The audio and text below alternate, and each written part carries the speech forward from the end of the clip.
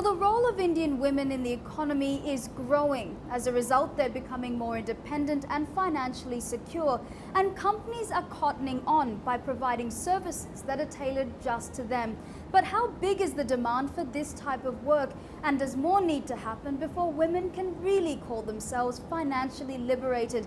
Ben Richardson with that story in Mumbai. This may look like an ordinary taxi, but in Mumbai it's a rarity. The driver, Sushma Hirwale, will only take female passengers. A former graphic designer, she wanted more freedom in her job. She now makes more money than before and enjoys not being tied to a desk. I feel I'm independent because I'm working on my wish here. Okay, if I have to work 10 hours, I'm working 10 hours. I have to earn money. I have to earn more money. I can work more times. And this is the freedom I have. The woman behind the Priyadashini taxi firm is Susie Shah. She started the company in 2008 after spotting what she thought was a gap in the market. There were more women in the workforce, and increasingly they were looking for female-specific services. For Susie, the taxi firm could meet their needs and give an economic boost to the women she employed. When a woman starts earning, especially my Priyadashini drivers, most of them are sole breadwinners of the family. So automatically, from a patriarchal family, it shifts to a matriarchal family. What are the advantages of a matriarchal family?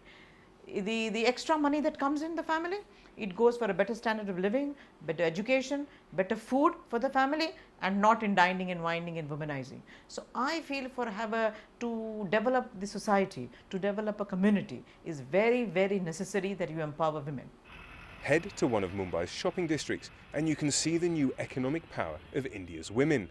And they're happy to talk about their increasing independence. Being at home, take care of children, produce food, then finish. That's the only work they have. Right now, people don't think that. I am able to spend my own cash, I'm able to have my own expenses, and I'm not dependent on anyone. Purchasing powers are increasing because of we are getting salary. Nowadays, the salary are much better, no? Now women have proved themselves. In fact, I can see that they are better than men.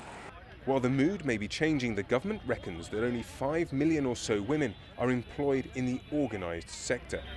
That's less than 0.5% of the total population, with most of those based in India's main cities. And while millions more may be earning money in the unregulated sector, for some observers, there's still a lot that needs to be done. I think that urban elite is growing, but also those attitudes have now filtered down, I think, in a quite real way to a middle class and even to a lower middle class. It'll be a while, I think, before they filter to the smaller towns and to rural areas. But again, I'm sort of slightly suspect of the notion of filtering. I think, these things need to be pushed. They need to be campaigns. And those are now missing. In the way that we had strong government-backed campaigns in the 70s and 80s, which is what led, in a way, which encouraged some feminist notions, and also legislation. And these things need to go hand in hand. Filtering is too arbitrary a process to expect. A few years ago, a female football team would have been almost unheard of in India. But today, women are doing more and more of what they want to. From sports to boardrooms, they're becoming an increasingly powerful force. But experts warn that unless they get the support they need from the government, then their goal of economic and financial independence could still be a long way off.